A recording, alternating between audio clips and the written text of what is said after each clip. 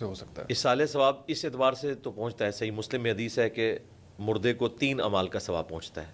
ایک تو صدقہ جاریہ جو اس نے خود کیا تھا، دوسرا علم کی بات، جس طرح امام بخاری امام مسلم نے احادیث کی کتابیں لکھی تو ان کو ثواب ملنا چاہیے، اور تیسرا نیک اولاد جو اس کے لیے دعا کرتی ہے یا کوئی صدقہ اور خیرات کرتی ہے، وہ آٹومیٹکلی ثواب پہنچتا ہے۔ ایون نیک اولاد کے اعمال کا ثواب پہنچانا نہیں ہوتا، وہ آٹومیٹکلی ماں باپ کو پہنچتا ہے، کیونکہ ماں باپ کی انویسٹمنٹ ہے نیک اولاد۔ سنن ابن ماجہ میں حدیث ہے، ایک شخص کا اللہ تعالیٰ مرنے کے بعد مرتبہ جنت میں بلند کرتا ہے، تو وہ شخص عرض کرتا ہے اے اللہ یہ میرا عمل نہیں تھا، تو اللہ تعالیٰ فرماتا ہے کہ تیرے بیٹے نے دنیا میں تیرے لیے استغفار کیا، اس کی برکت سے میں نے جنت میں تیرا مرتبہ بلند کر دیا۔ ہم اپنے زندہ ماں باپ یا فوت شدہ ماں باپ کے لیے جو بھی دعا کرتے ہیں انہیں اس کا نفع ملتا ہے، باقی ملاقات تو مرتے ہی ہو جانی ہے۔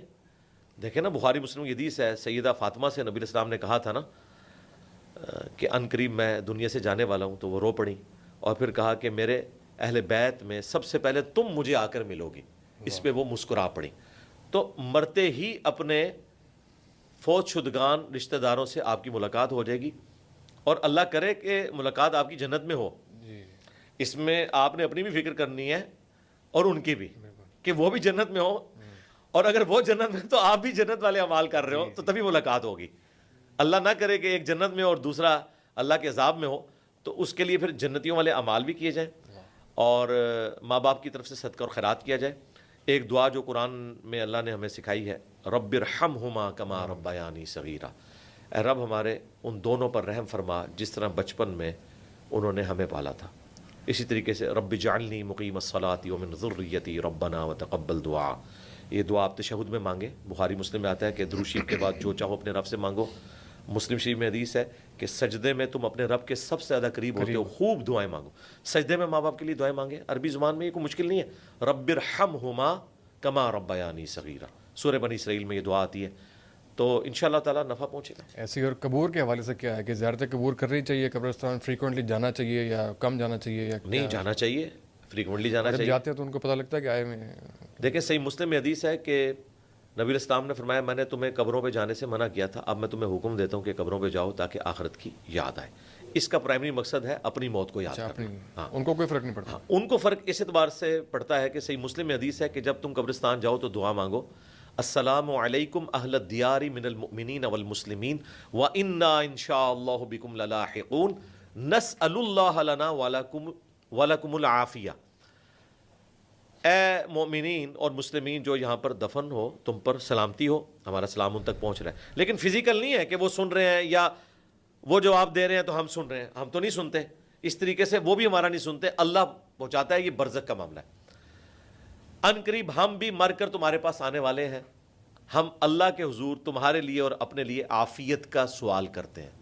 ابن ماجہ میں حدیث ہے عافیت سے بڑھ کر کسی شخص نے اپنے رب سے کوئی چیز نہیں مانگی، تو یہ ہم عافیت مانگتے ہیں فوت شدگان کے لیے، ہماری دعا سے ان کو نفع پہنچتا ہے، ہماری دعا کی برکت سے ان کی مغفرت ہو جاتی ہے۔